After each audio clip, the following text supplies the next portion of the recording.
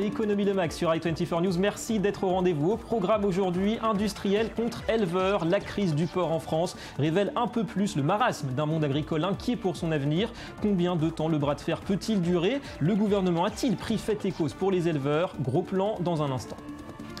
Des tas d'ordures à perte de vue. Que se passe-t-il à Beyrouth? Déjà accablée par la chaleur, la capitale libanaise ne respire plus. 3 semaines déjà que le ramassage des poubelles n'est pas assuré. Coup de grâce pour le tourisme, les habitants n'en peuvent plus. La faute à qui? Réponse tout à l'heure.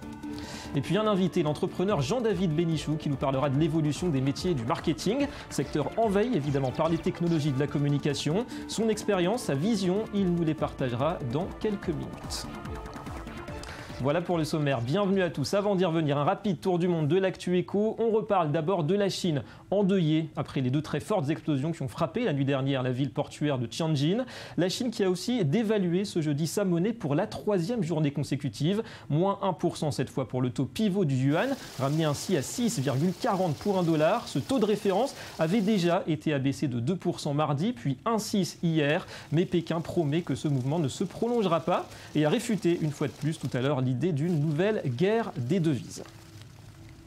Et on le sait, ces mesures brutales de dévaluation sont perçues comme autant de tentatives des autorités chinoises de revigorer les exportations en voie d'essoufflement. Pas de quoi rassurer les voisins. L'Inde s'inquiète ainsi d'une arrivée en masse sur son marché de produits chinois devenus soudainement ultra compétitifs. La monnaie locale, la roupie, est tombée à son plus bas niveau depuis 2 ans.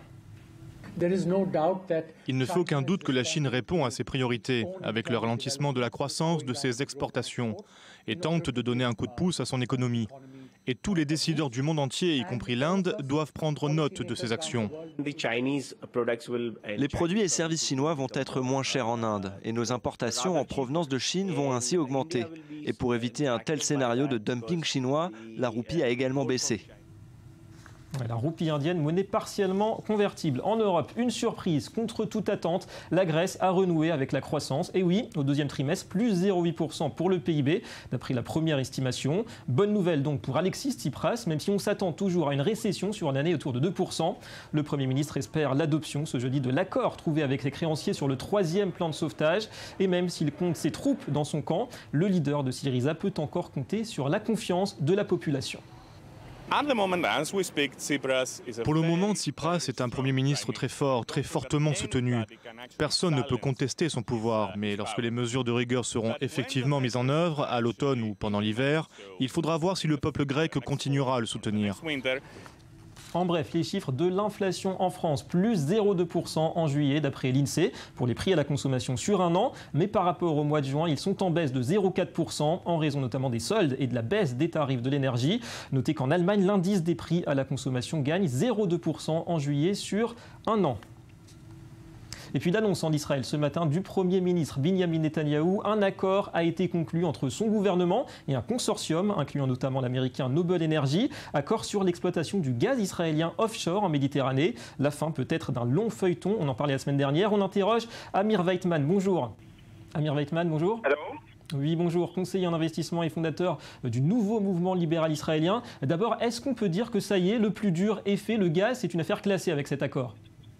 Écoutez, j'ose espérer que c'est en effet le cas. Maintenant, pour vous dire la vérité, depuis maintenant des mois, et voire peut-être même plus que ça, il y a une pression populiste énorme qui vient un petit peu de partout. Donc, il faut quand même attendre encore un peu pour être à 100% sûr. Mais c'est vrai qu'on a fait un grand pas. Et c'est vrai qu'en principe, sauf surprise de dernière minute, cette affaire sera en effet classée. C'est évidemment une très bonne nouvelle pour l'économie israélienne, pour le marché de l'énergie. Alors justement, israélienne. Vous pensez que tout cela va profiter au pouvoir d'achat des Israéliens ? C'est bien évident parce que l'énergie c'est une composante de la production de chacun des produits de consommation. Donc forcément les prix vont baisser, ça va bénéficier aux consommateurs israéliens. Merci beaucoup Amir Weitman pour ces explications. Et direction les places financières, le bilan de la semaine et les yeux braqués naturellement sur la Chine, principal moteur de l'économie mondiale qui multiplie, on en parlait hier, les signaux d'alerte. Alors lourde chute hier en Europe, Londres, Paris, en Asie aussi, notamment Tokyo. Wall Street en revanche semblait résister au choc de la dévaluation du yuan. On va retrouver Eric Lewin depuis Paris. Bonjour Eric, un mot vient à l'esprit, volatilité.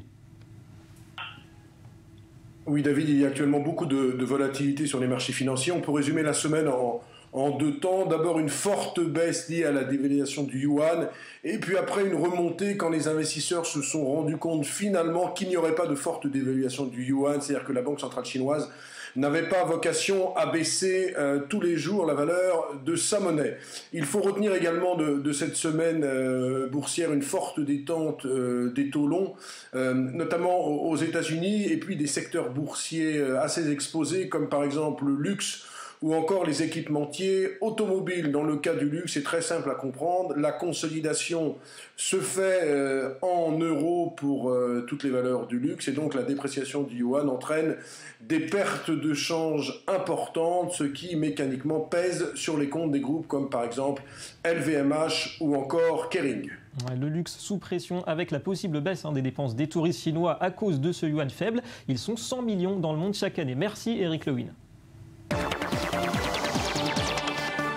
Et on évoque la crise du porc en France, le symbole de plus d'une filière agricole en plein doute. De très nombreux exploitants sont surendettés et c'est pour tenter de les soutenir que certains leaders de la grande distribution ont accepté un prix d'achat au-dessus du marché. Problème, les industriels ne l'entendent pas de cette oreille. Johanna Citruc. C'est un véritable bras de fer qui s'est engagé cette semaine entre un gouvernement rangé aux côtés des éleveurs de porc et les industriels. Manifestations, ultimatums, boycott de la cotation. Pour ces derniers, tous les moyens sont bons pour faire passer leur message. Les prix sont trop élevés. Et pour ne rien arranger, c'est au milieu de cette crise qu'a débuté un renforcement des contrôles de l'étiquetage, de l'origine des viandes, ainsi que sur les opérations de promotion. Avec les demandes de renforcement qui ont été faites, on va avoir environ 500 contrôles de plus sur l'étiquetage de l'origine de la viande et 300 contrôles sur les promotions de viande de porc. Donc ça pour l'ensemble du territoire national. Des contrôles supplémentaires organisés dans le cadre du plan de soutien à l'élevage français. C'est d'ailleurs à la suite de protestations massives de ces éleveurs que l'État a décidé de fixer le prix du porc à 1,40 € le kilo. Mais si ce montant permet de couvrir leurs coûts de production, il ne convient pas à tous les acteurs du secteur. Car c'est 28 centimes de plus qu'en Allemagne et 38 de plus qu'aux Pays-Bas. Le porc made in France est donc pénalisé face à la concurrence européenne. La crise du porc, aujourd'hui on constate bien que le porc on l'achète à peu près 20 centimes de plus qu'au mois de juin sur un demi-porc, sur une longe de porc, ce qui sert à faire mettons les côtes de porc ou les rôtis, là on est plus de l'ordre de 40 centimes, donc la hausse elle est passée, ça n'a rien changé sur les étiquettes. Face à cette crise du marché du porc français, Stéphane Le Foll a annoncé une nouvelle table ronde prévue fin août. Et le sujet sera largement abordé lors de la réunion des ministres européens de l'agriculture le 7 septembre prochain. Ouais, aucune cotation n'a eu lieu ce jeudi au marché du porc breton. Les producteurs demandaient l'intervention directe du Premier ministre. Allez, tout autre chose, je vous le disais en titre, Beyrouth est depuis quelques semaines méconnaissable. Comme ailleurs au Liban, le ramassage des déchets n'est plus assuré depuis 3 semaines sur fond de contrats non renouvelés. 450 tonnes supplémentaires s'entassent chaque jour dans la capitale. Quartier chic ou banlieue populaire, le tarif est le même. Des montagnes d'ordures. L'indignation, la colère montent dans un climat socio-économique dégradé et les autorités semblent absentes. Laura Duhamel. Il ne fait pas bon se promener dans les rues de Beyrouth. Alors que la température atteint des sommets, les poubelles s'entassent. En cause, la décharge de Naamé, située au sud de Beyrouth, qui n'a pas vu son contrat reconduit à la mi-juillet. Et en écho à la crise gouvernementale qui secoue le pays, les dirigeants politiques n'arrivent pas à s'entendre pour trouver une solution à cette crise des poubelles. La situation a empiré dans le pays. Les profondes divisions politiques se retrouvent dans les institutions étatiques, à tel point que la corruption a été légalisée, en plus des crises, des poubelles et de l'électricité. Mais le gouvernement peine à s'imposer depuis le début de la guerre dans la Syrie voisine. Ce conflit a exacerbé les divisions politiques et la présidence demeure vacante depuis 1 an. La lassitude et l'exaspération ont gagné les Libanais. Ils sont des centaines à être descendus dans les rues samedi dernier pour exiger une solution durable à ces ordures qui s'amoncellent et empoisonnent la vie des riverains. Lucien Bourgély était l'un d'eux. Le mouvement Vous puez parle de lui-même. Il signifie que les politiciens puent. Nous, citoyens libanais, méritons de vivre dans un pays avec un minimum de services qui nous permettent de vivre dignement, dans un état de droit. Et le mouvement Vous puez se répand sur les mouvements sociaux.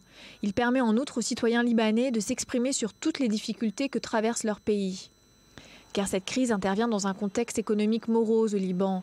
Après 8% de croissance économique en moyenne entre 2007 et 2010, elle est tombée à 2% en 2014. En cause, les tensions politiques internes et le conflit syrien. Nous avons un pays dont nous avons toujours été fiers et maintenant des piles de déchets s'amoncellent dans chaque coin. C'est une honte que cela arrive en pleine saison touristique. Les poubelles reflètent plus l'image des politiques que la nôtre. Une lueur d'espoir inattendue est cependant venue à la rescousse des Libanais. Uber.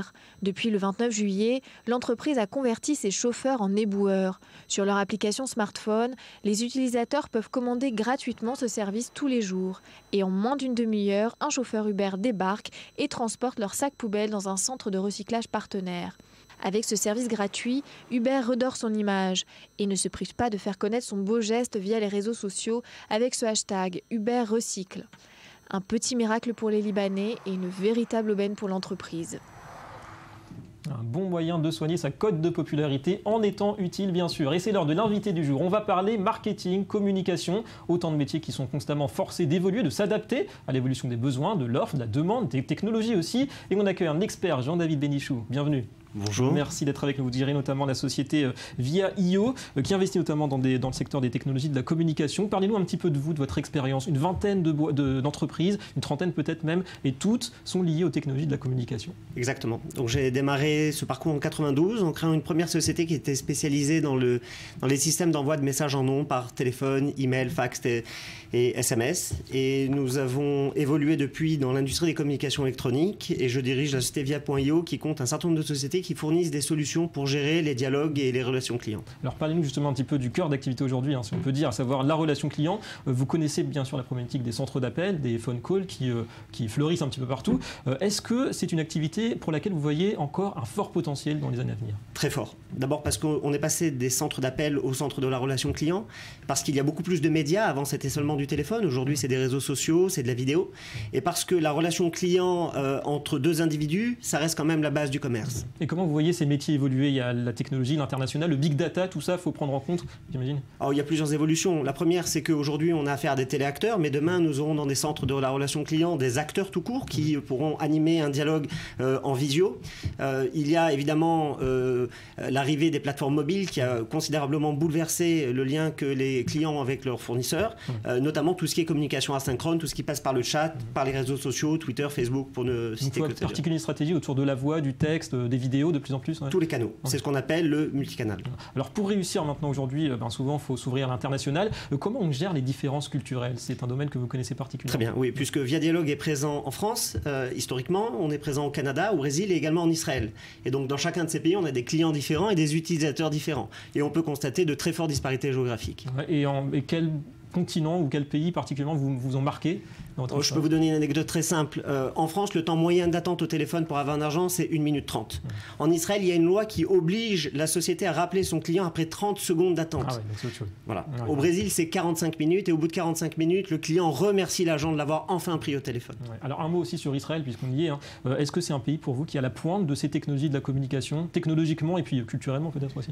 Israël a un rapport légendaire avec la patience et nous sommes dans des métiers où nous luttons contre le temps d'attente et donc effectivement en Israël il y a énormément d'innovations sur comment contourner l'attente au téléphone et comment activer tous les canaux de la relation client. Merci beaucoup Jean-David Bénichou d'être venu sur ce plateau. Merci. On va passer tout de suite au Media Watch. L'environnement à la une de la revue de presse. Bonjour Johanna Citruc. Bonjour David. L'humanité vit à crédit à partir de ce jeudi. C'est le résultat d'une étude menée par une ONG, Global Footprint Network. Depuis ce jeudi, l'humanité vit au-dessus de ses moyens. Autrement dit, en un peu plus de 8 mois, on a consommé toutes les ressources naturelles que la planète est capable de produire en un an. Parmi les principaux responsables de cette situation, on retrouve notamment nos émissions de carbone, les gaz à effet de serre, mais il y a aussi l'augmentation de la population et la hausse du niveau de vie dans les pays émergents et notamment dans les BRICS, le Brésil, la Russie, l'Inde, la Chine et l'Afrique du Sud. Aujourd'hui, on estime qu'il faudrait 1,6 planètes pour répondre aux besoins de l'humanité. Étonnant. Et puis nous parlait Johanna de cette initiative d'une compagnie ouzbek, peser des passagers. Oui, après l'enregistrement des bagages, mais avant d'embarquer dans l'avion tout de même, les passagers d'Ouzbékistan Airways devront passer sur la balance. Dans un communiqué publié récemment, la compagnie a expliqué prendre cette initiative pour déterminer le poids moyen de ces passagers avec leur bagage à main et non pas pour faire payer des suppléments aux voyageurs en surpoids comme l'a déjà fait la compagnie Samoa Air. Par ailleurs, Ouzbékistan Airways se veut rassurante et promet que toutes ces informations resteront évidemment confidentielles. Ça, on l'espère quand même. Merci Johanna et à très bientôt. À bientôt. Voilà la fin de cette édition. Merci à vous d'avoir été avec nous. Économie Le Mag revient très vite sur i24 News et la suite de vos programmes et de l'info, c'est dans un instant. Restez avec nous.